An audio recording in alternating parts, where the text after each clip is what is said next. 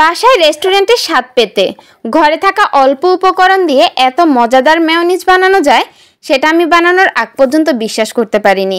এই মেয়োনিজটা এতটাই পারফেক্টলি হয়েছে। তো চলুন কথা না বাড়িয়ে আজকে মেয়োনিজের রেসিপিটা জেনে নেই।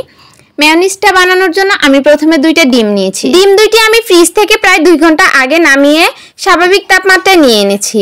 তারপর নিয়েছি কয়েক কোষ রসুন, নিয়েছি আধা চা চামচ কালো গোলমরিচ, আর সাথে দিয়ে দিলাম 1 চামচ চিনি, দিয়ে দিলাম লবণ স্বাদ মতো।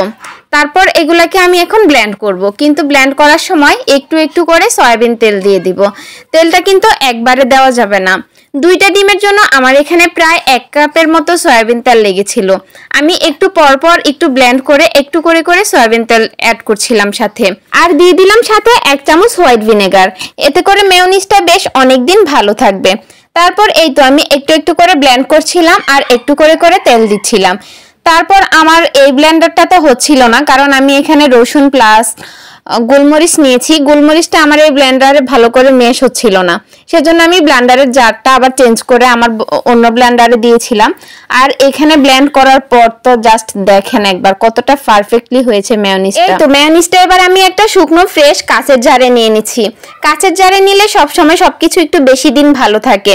যদিও আমি এটাকে নর্মাল ফ্রিজে সংরক্ষণ করব যতদিন থাকে, তবে এই মেয়োনিজটা খাওয়ার পর আমার বাসায় এটা আর বেশি দিন থাকবে না, এটা বোঝাই গেছে। কারণ আমার সাহেব এই মেয়োনিজটা অনেক বেশি পছন্দ করেছে, আর পছন্দ করবেই বা না কেন। এই মেয়োনিজটা এতটা মজার ছিল, বাসায় বসে জাস্ট রেস্টুরেন্টের ফিল পাওয়া যাচ্ছিল যখন স্যান্ডউইচগুলো খাচ্ছিল। রেসিপিটা ফলো করে যদি মেয়োনিজটা বানান, অবশ্যই মেয়োনিজটার ফ্যান হয়ে যাবেন।